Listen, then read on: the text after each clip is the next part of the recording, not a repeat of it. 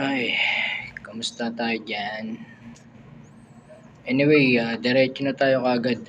Ang tatalakayin natin ngayon ay kung bawal na ba ang pag-iipon ng pera sa alkansya. At kung magkano ba ang halaga ng pwedeng ipunin sa alkansya para hindi ka makulong. My goodness, mag-iipon ka lang, makukulong ka pa. Sinasabi nila na apektado ang gastos ng gobyerno at yung financial inclusion ng mga Pinoy kapag nag-iipon tayo ng pera sa bahay. Actually, may mga panukala na at batas na nagbabawal sa hoarding o pag-iimbak ng pera. Ang tanong, bawal na ba tayo mag-ipon? Sinasabi nilang hoarding ang pag-iipon sa bahay ng pera dahil hindi na umiikot sa merkado. Sa merkado. So this is business again. Bawal kasi yumaman ng mga mahihirap.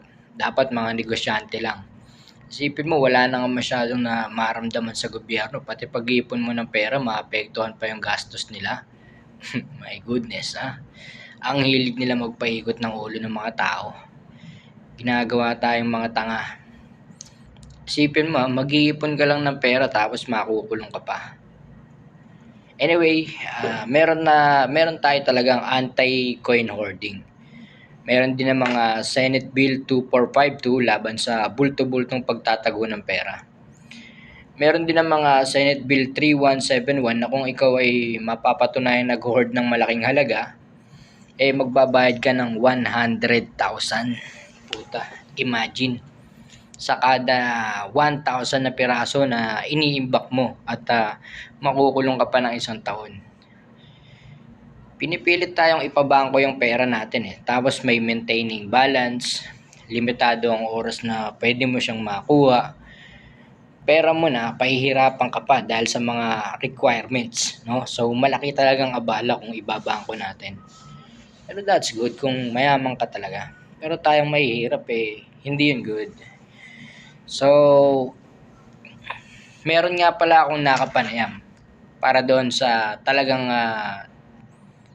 points of view, no? Kumbaga yung sa dapat malaman natin.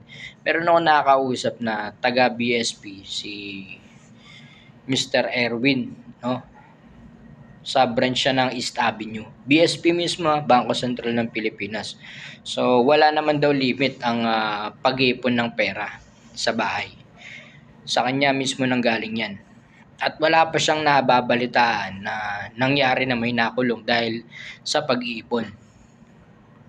No, actually, nabanggit niya nga rin, siya mismo, nag-iipon din siya sa bahay nila Taga BSP siya mismo So, malapit lang.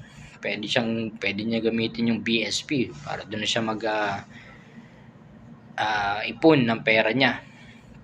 At ang nabanggit niya pa sa akin, ang tunay na nahihirapan or mahihirapan sa pag-iipon ng mga coins or pera ay yung nag-iipon. Dahil nga naman, mahihirapan kang ibili kasi palalo kung puro barya, no? So doon sa tanong na kung magkano lang ba yung pwede mong ipunin para hindi ka makulong, ay wala naman. Malaya tayo mag-ipon. Yun lang siguro ang ibig sabihin nito ni Sir Erwin ng BSP or ng Bangko Sentral ng Pilipinas. So huwag kayong matatakot na mag-ipon ng pera sa bahay. Okay? Sana nakatulong tong mga nabanggit ko sa inyo para at least yung mga nag-aalangan mag-ipon dahil possible makulong, hindi na mag-alangan. Okay lang yan. Maganda nga daw yan, sabi ni Sir Erwin Dahil ulitin ko, siya din ginagawa niyan.